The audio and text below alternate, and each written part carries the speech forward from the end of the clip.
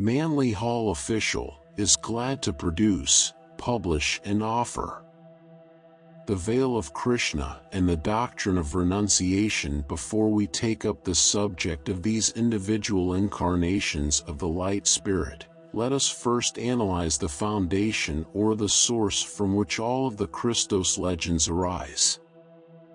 There are in nature three great powers: the power to create, the power to preserve or regenerate, and the power to disintegrate. The scientists and philosophers of all people have realized the power of these three invisible but omniactive agents. Whoever studies nature and her works find them. Wherever we seek for light and experience, we ultimately arrive at these fundamental phases of consciousness: birth, growth, and decay, the coming in, the perpetuating, and the going out, and after all, the resurrection. The ancients sought in nature for incarnated principles with which to correlate their gods, and they all agree that there is one great life behind all things. This life is unseen, unformed, and unknown, and they call it the All-Father. They also knew that there was one of his eldest sons whose work was to illuminate, to give life, and to carry on the works of his father, the unseen. They looked through nature to find something that was eternally feeding, nourishing, and unfolding material things, and all who looked found the same thing: the sun. Wherever they looked for the symbol of light, the sun was the greatest of all lights. Whenever they looked for that which gave energy, vitality, and heat, they found the sun. When they looked for the positive expression of energy, once more the radiating orb of day greeted them as the greatest of all symbols. Consequently, among nearly every race of people, the sun has been worshipped as the savior of the universe. Light saves the world, and the ancients knew that when we are turned close to the sun, we have the summer months of growth when all dead things come to life, and that when in winter the sun goes away, all things die. The sun is the light and life giver, and has always been symbolical of the preserver of created things. The sun is a round globe, therefore, it was called punctos, and the dot in the circle of creation.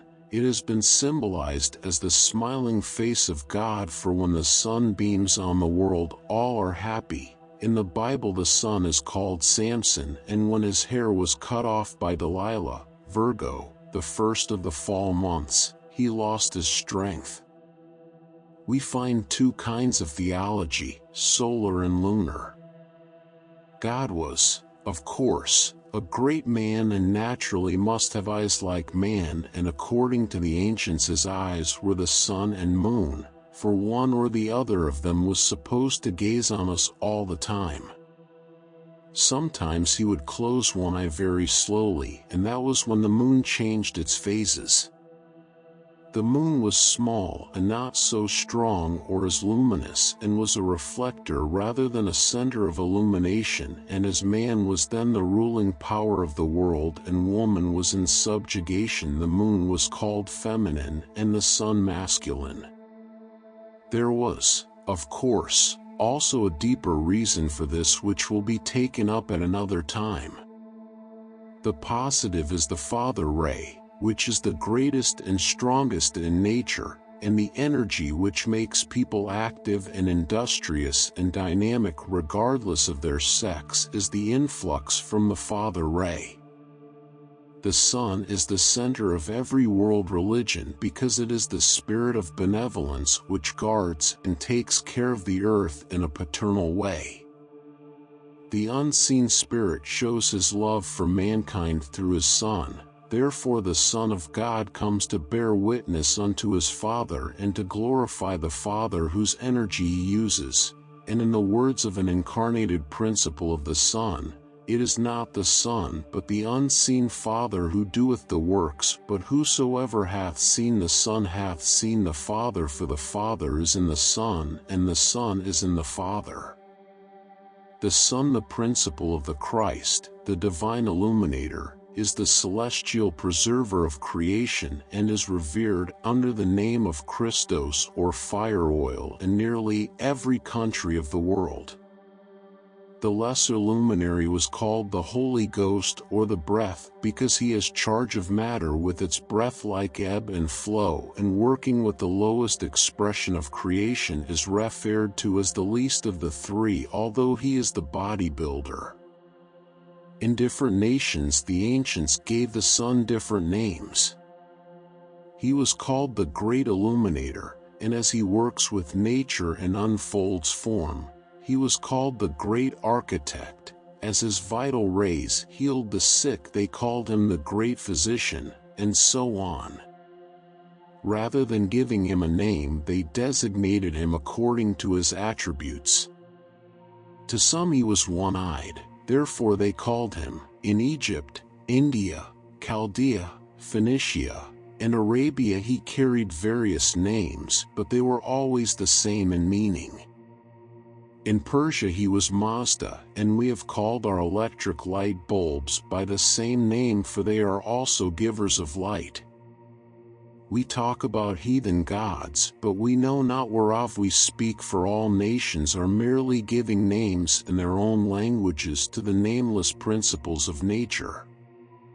Odin is the father god of Scandinavia. His name means the one-eyed. The spiritual life of the universe is somewhere behind the sun, but it is manifesting through this single globe, which is its mystic eye. Sun and sun mean the same thing. The Son of God is the spiritual globe, while the Son of Man crucified is that phase of the same energy which sacrifices itself for the regeneration of matter. The Son of Light is a reflector of God. The sun reflects the light which strikes against it and pours out to the other negative bodies in the solar system the unseen life of God. Therefore, it comes in the name of the Father that all men and things may be saved. Buddha means an eye and is a title given to those who have built a sun within their own souls, while Zoroaster also brought the mystic truth of the worship of light.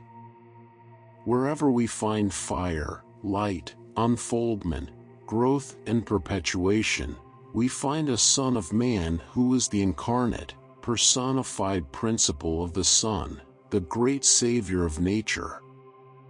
In Egypt the rising sun is called Ra, which means a glorification and a rejoicing, and the father god was called Ammon, the great unapproachable.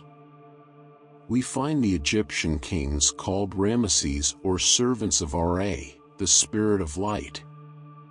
Man fell from heaven that he might have light, for light is the basis of self-consciousness, and those who are in the light are slaves of no man.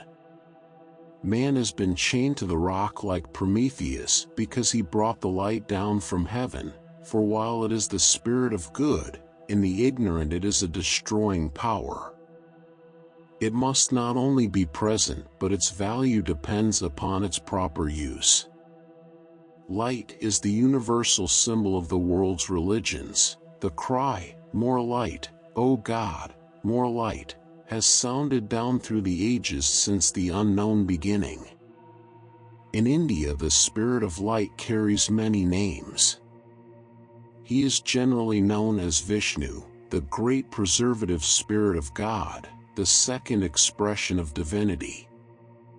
He is said to incarnate 10 times, and each time he comes into the world to do a certain work, to overcome certain limitations, and to bring greater freedom to his people. Like the story of our Christ, he is connected with the fish, and in one of his incarnations he was thrown from a fish's mouth. In India there was born one who bore the name of Krishna, which means the same as our Christ, and the wise men of India heralded his coming as the wise men of the East heralded the coming of Jesus. In many instances the life of Christ and the life of Krishna are the same, for they are both legends of the sun given in different ways to meet the needs of different peoples. Krishna is called the Blue Lotus and is probably the most revered of all the gods of the Brahman theology, for Shiva is violent, Brahma is overpowering, Kali is also violent and tempestuous, but Krishna is the ever-lovable. Krishna is the God of love because he seeks with peace, compassion, harmony and light to teach the world the secrets of salvation. God has two ways of doing things, one way is by force and the other way is by love. He always uses love first and seeks to help man in the way that he should go. When love fails, he uses force, but his force is always tempered with love. God is the creative fire which has two powers, one to warm and the other to burn. We have thus these two principles, the principle of light, knowledge, and truth through suffering, and the principle of light, knowledge, and truth through love. And Krishna always comes in love and simplicity. The various gods of India speak often with an angry voice, even as Jesus came to man and showed the principles of love, faith, and justice, yet sometimes justice with a sting. But Krishna came to India with nothing but love. His cult has always taught brotherhood, love, and compassion. Of course, his followers do not entirely carry it out, but neither do any other people. If humanity followed the instructions of their initiated, it would be in heaven now. But regardless of their misapplications, there is no doctrine in the world that teaches with greater love and beauty and compassion than that which marks the wisdom of Krishna, the Indian Christ, for his love was divinely just and compassionately stern and immovable. Krishna was the incarnation of Vishnu, the divine sun principle. He came to India at a time when the country was torn with strife and contention. He was born of an immaculate conception as was Jesus, and being different from all other things was called like Buddha a white elephant. Krishna is the child of God and is seldom worshipped as a man but usually as a child from 5 to 15 years of age, and as such he is pictured. The reason for this is twofold. A child is not ruled by the mind but by the heart, for the cord that connects its mind has not yet united. Therefore, Christ and Krishna we prefer to consider as young, for they both taught the heart doctrine of childlike faith and simplicity.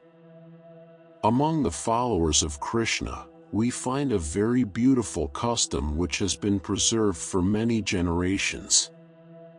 The true devotee always carries with him a little package which he keeps spiritually close to his heart. It contains several little things, usually a little book of Sanskrit mantras and sayings of the Blessed One, and also a little picture, hand-painted, sometimes on ivory or bone, but always a work of art. It is the picture of a little child standing on a lotus blossom or in the forest playing upon a flute. It is the beloved Krishna, the child god of India. The strange feature is that the body of the little figure is always painted blue. And this little blue Krishna, who represents the essence of love and simplicity, is the most sacred ideal of the East Indian. He is the God of harmony, for he is always at peace with all living things, and his doctrine is compassion and love.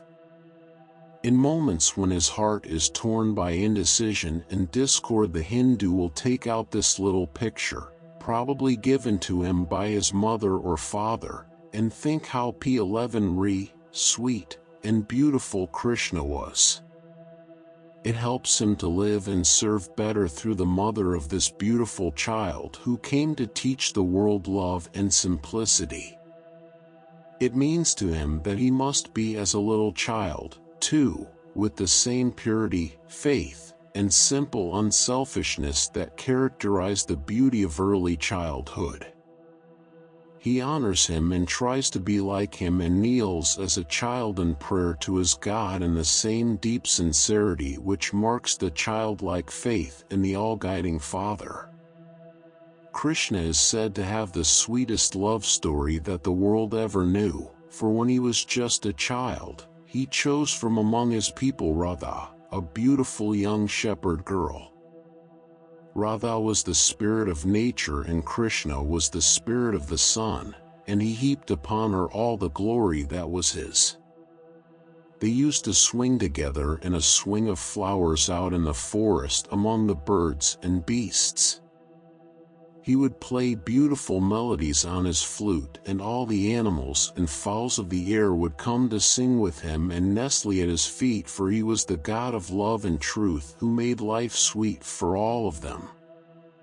When he played, all nature listened, for he represented the spirit in man who plays the divine harmonies and quiets the storms of passion in his own bodies. In due course of time, Krishna was called to his God to become a great one in the heavens and float over the world in his great winged dragon boat. This every youthful spirit of good represents the immortal in man, which knows no age, and his spirit floating over the world personifies the sun, which never grows old but inspires all living creatures to noble things. When Krishna was alive, it was said that always between him and the world was a strange haze, which was called the Veil of the Gods, for it was said that Krishna was not of earth but of heaven, and while the gods gave him power to come to earth and teach man, they forever protected him, and nothing in nature could harm the spirit of Krishna, the God of love. And while he might suffer and die for humanity, he was forever surrounded by the blue veil of the initiated. And this is the reason why he was called the Blue God. The blue veil of the gods is the blue of the sky, and the sun always floats in the deep blue haze, as did Krishna in his veil of immortality. He is also said to be the progenitor of the blue peoples, the next world race whose bodies will be made of ether which is blue, and as Krishna was superior to all living things, they said he belonged to the mystic race of the gods whose bodies were formed of the deep blue spiritual ethers of the heavens. The ancients said that there is ever a veil between the mortal and the immortal, and while the immortals walk with man, they are not one with man, nor are they of man, for between them and the lower worlds is the blue veil of the gods. In this world we cannot see the color, but we can feel it, for it is a wall that divides us from others. There are people who are different from all others. They are behind the veil. Some are deep buried beneath the red veil of materiality, and others are behind the shining veil of spirit. There are those to whom you feel drawn in spite of yourself, and others you feel do not belong near you, for they are millions of miles away in spiritual temperament. There are those you would not slap on the back, although they are your best friends. A power you cannot understand holds you back and surrounds them by a wall you cannot break. There is no apparent reason except that in some way they are different. There are people who serve all, labor with all, yet notwithstanding their brotherliness and love you can never become familiar with them. A mystic something divides you from them. They are not of the world, and the world knows it. Between the initiate and all others is a veil which cannot be pierced. It is a wall which divides the false from the true, and none may cross that awful gap save those who in simplicity and renunciation pass through that veil to return no more. Those who go behind that spiritual wall may believe that heaven is going to open up to them, but they find that this is not so. They only discover that they are strangers in a strange land, and their joy or their sorrow depends upon the motive which brought them behind the veil. If they came seeking peace, rest and personal comfort, only suffering and agony await them, but if they came with service as the keynote of their being, then indeed they are in heaven. But he who would become one with the gods must renounce forever the things which are of man, for when the blue veil surrounds him the candidate is no longer of earth but of things celestial, and forever there is a wall between him and the things he has left behind. That wall seems as limitless as consciousness itself, and to the uninitiated does not exist at all. But those who have passed behind it know that it is more solid than the thickest granite, more resistless than steel, and thousands have battered themselves against the wall of the gods whose fortress is impregnable. Students studying out of the body often strike this wall and are thrown back into the body again. In spite of all their power, they cannot pass the invisible barrier against which they strike to be thrown back time after time. But if the student is ready for the thing concealed behind that wall, it vanishes as he passes. There are walls of vibration which divide all grades of consciousness. The master is of a different grade from man and is separated by his own works and his own ideals from the world of men. Once having seen a great truth, man cannot forget it and can never be one again with the ignorance he left behind. The joys that once filled his soul no longer interest him. The ways in which he once spent his time now seem foolish. It is his own life that divides him from the world. For when one becomes an intelligent worker in the great plan, he has new joys and new fears, and the wall of mutual interest divides him from the things he once held dear. In improperly developed candidates, a terrible condition presents itself.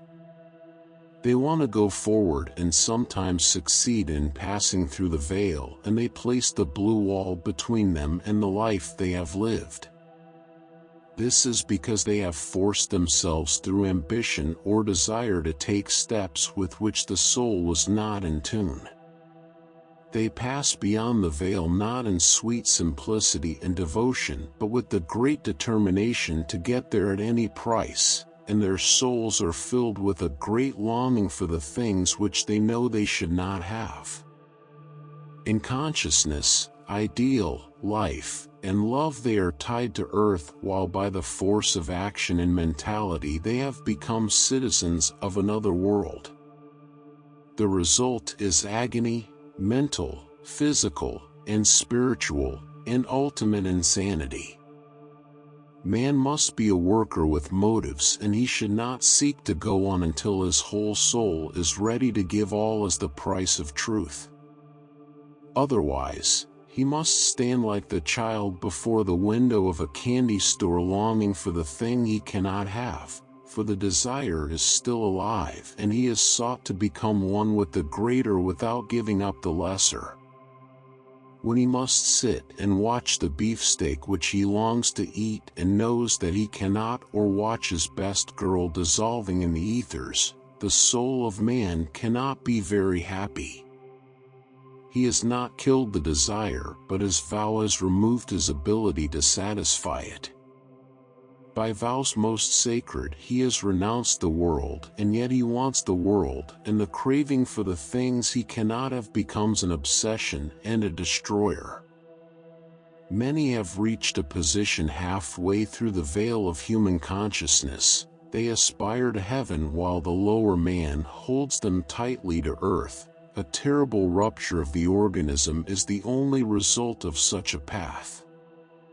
Therefore, man must learn renunciation, not of the mind but of the spirit, for until he gives up all things of earth freely and willingly, initiation is hell. For if man lifts himself to the planes of the immortals while every human desire cries out for gratification, he is damned in spirit and in soul. This is one of the most important considerations in the study of occultism. We cannot get away from the thing we really are, and we must build slowly on the solid foundation of harmonized growth. There are thousands of people today studying occultism who will be insane in time. The world is filled with folks who see strange things of all kinds floating through the air and who go around imagining they are reincarnations of Napoleon or Joan of Arc. There are dozens of incarnations of Plato, hundreds of Cleopatras, scores of Du Barrys and La Toscas, and enough Julius Caesars to start a Roman Empire, but not one Judas has been found or anyone who wishes to claim his laurels. Slowly they go crazy one after another. They have honestly and sincerely tried to do that which can never be done by trying but must be the natural process. Man must willingly and gladly go on because he has honestly ceased to be interested in the things behind. Beauty of spirit, light and truth, and the finer sentiments belong on one side of the veil, the side of the masters, and the do-em before they do type belong on the other, and the consciousness of man cannot be in both places at one time. Many people are spiritually sitting on a beautiful throne playing on a harp, wearing a halo supported by a small brass rod up the back, and all, but at the same time they are trying to stifle a desire for pork chops and to keep their tempers under control. Such a system as this, in which man tries to subjugate his desires by strength, can never produce any satisfactory result.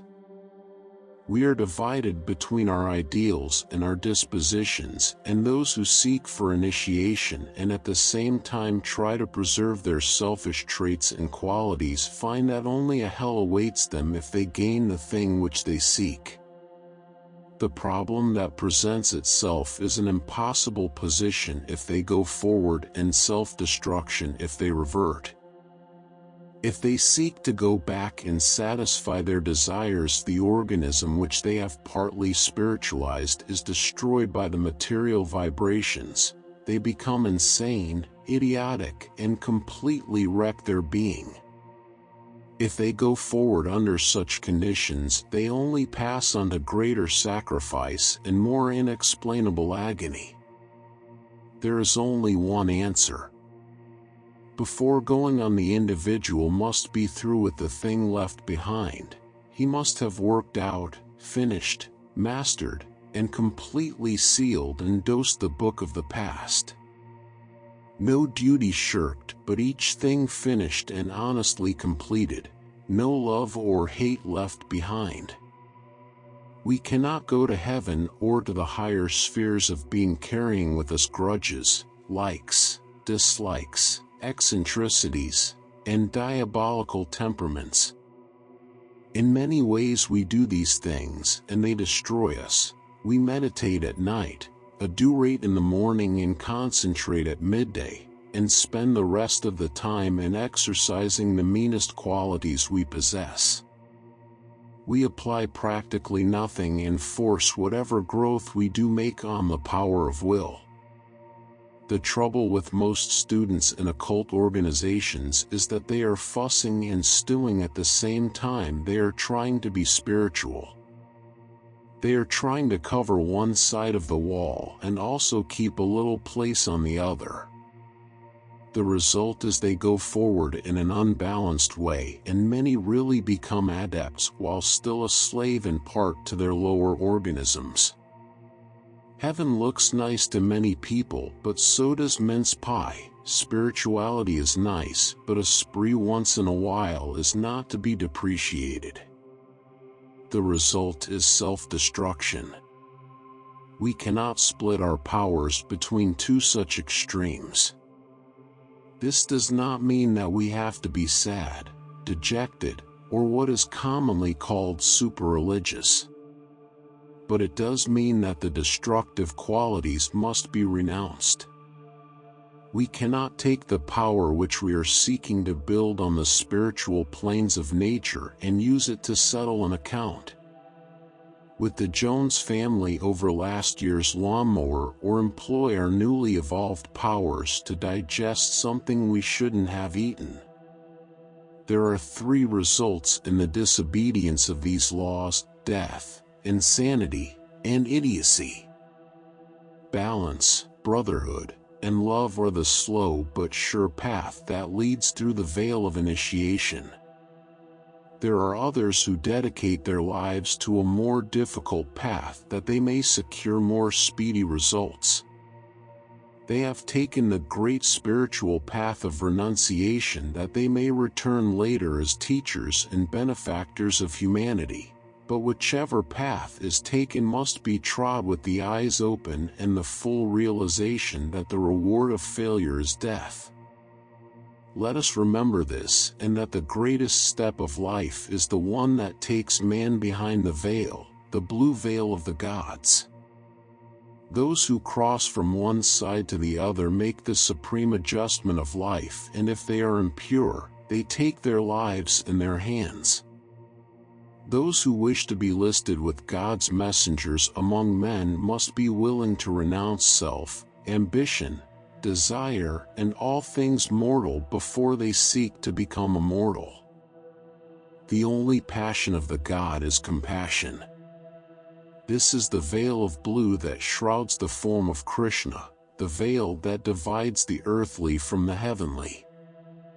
Each must pass through, but each must know the way, the means, and the time, otherwise, all is lost. Born of music back in the dawn of human consciousness where only myth can reach, there is the legend of Orpheus and his celestial music. We are no longer dealing just with the story but once again with a great being, a willing instrument in the hands of a still greater, who in his day and age of the world labored to bring to the souls of men a fuller consciousness of the divine. In Orpheus we see the initiate and an example for us to follow, and within each of us the great initiates continue their labors, and the great power of Orpheus still seeks to awaken the latent qualities to be evolved within living things. Orpheus received from his father, the sun god, a wondrous lyre, and from its strings he brought forth strains of music that charmed all living things, and for ages he has stood as the symbol of those qualities in man which when awakened sound forth from his spiritual nature as celestial harmonies. Man also has received from his Father, the divine God of light, a seven-stringed instrument which he is through the ages learning to play. This instrument represents his body, his senses, and organs of consciousness.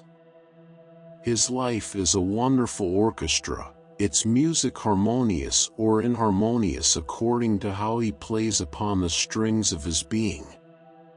Man is eternally working to transmute the discordant sounds into living harmonies which he may offer upon the altar of his gods. Orpheus, the spirit of harmony in man, is seeking to spiritualize the lower phase of his being with its animal desires and emotions, and to lift it from the land of darkness where it has been sent because it has been bitten by the snake of passion, and around this sublime truth has been wound the legend of Orpheus and Eurydice. In the allegory, Orpheus stands for the divine principle of truth and harmony in man and the universe, which is seeking to lift the lower expression of itself out of the darkness of Pluto's realm. Orpheus does succeed in saving Eurydice, but the lower not yet transmuted to the consciousness of the higher fails, as is shown by the world today because of its lack of trust in the divine, so like humanity it is forced back again into the great unknown. It is said that Orpheus reached so great a position before God and man that the powers of the universe at the time of his death caught up in fingers invisible as celestial lyre and placed it among the stars where it is still to be seen as a great constellation. The story is told that Orpheus used to stand and allow javelins and arrows to be thrown at him, but he was so wondrous and the music of his soul was so beautiful that even the weapons fell at his feet, charmed by the celestial harmony. This great truth is ever present in our lives. If we are radiating this divine harmony and beauty, the taunts of the world, hate, and anger, the javelins of our brothers, fall harmless at our feet, for nothing can fail to be charmed when within the soul of man harmony and truth prevail. Through the development of bodies and sense centers, man bringing into dynamic power the energies implanted in embryo within him has awakened a wondrous instrument, his vehicle of self-expression. His daily life is the music which he plays upon his enchanted lyre, and when the tones are in harmony, the powers of darkness, though they conspire, are unable to injure him. But let this music be drowned or silenced by the powers of emotion and the beings of the astral plane, and all of his power is gone, and he is torn limb from limb, and his body and his heart are cast into the river Hebrus, or the stream of suffering into which those fall who fail to master responsibilities and conditions.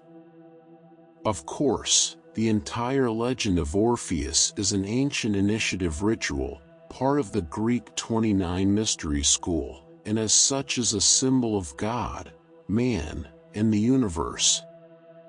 The 7 planetary rays are the 7 strings of the celestial lyre, and power is given to each of these strings through Apollo, the sun god. Man has himself centers of consciousness, which are the receiving poles of these planetary rays. If they are awakened and harmonized, he receives only good, but when they are unweakened or the ray is impeded, mentally, physically, or spiritually, he must suffer for the unbalance. These 7 rays in various combinations under the direction of the gods build and create all things. All of these rays are harmonious of themselves, and there is not a planet in the entire solar system that is truly malefic.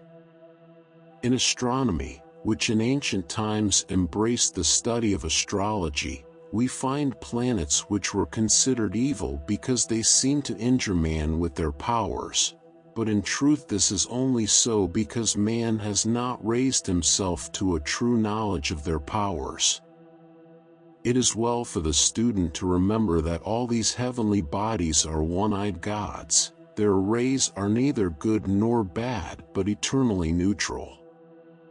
It is the adjustment of the receiving pole which causes any inharmony the individual may suffer, for these are all strings on a celestial musical instrument, and while they may be out of tune and combined in discord, still each string is perfect if properly played. Orpheus represents the individual who has mastered this 7-stringed instrument by mastering the qualities and attributes within himself of the 7-stringed lyre of planetary and celestial influxes. Man consists of 2 poles which manifest as spirit and matter. Spirit is eternally working with matter, attempting to liberate it and raise it into harmony with itself in order that it may function through and with it in accordance with the plan. Orpheus represents the spirit in each human being who, wandering in the darkness of his lower nature, is seeking to release and transmute the essences imprisoned there which have been forced through ignorance or misuse to serve evil instead of the natural good.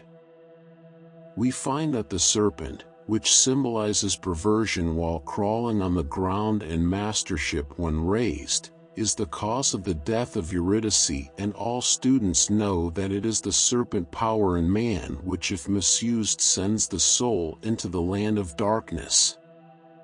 The higher man, the spirit, is ever confronted with the eternal problem of lifting the lower nature up from the regions of death into the world of light. In order to do this, Orpheus, the higher powers, took his 7-stringed lyre and, like the initiate, went down into the lower worlds to rescue the one whom he loved. He passed the 3-headed dog, the guardian of the threshold, the creature built of his own perversion, and like all the initiates entered the land of death while still numbered with the living. He implored Pluto, god of the underworld, to return to him the one chained by the powers of darkness. There again we see the spiritual man descending into matter with the lyre of spiritual influx working and striving to lift the lower nature into union with itself. Orpheus' appeal was so wonderfully expressed and so enhanced by the music of his lyre that even the god of death relented and promised him that if he would take his bride back to the light without once looking back until they reached the outer world, she might have her life. Orpheus failed in this great duty, for like men and women of today he broke the vow of eternal progression, and having taken the path that led to light he allowed the temptations of the lower to cause him to look back, and Eurydice vanished again, and the gap between the spirit and the soul was widened instead of becoming narrower. But the work is going on eternally, and within each of us it is being slowly carried out until the time will come when we shall raise the lower from the dead and bring it to the surface of the higher worlds without breaking the vows of nature. Copyright 2025 by Manly Hall Official. Thank you for listening. Please consider to subscribe, like, and share to help the channel growth. New videos on a daily basis.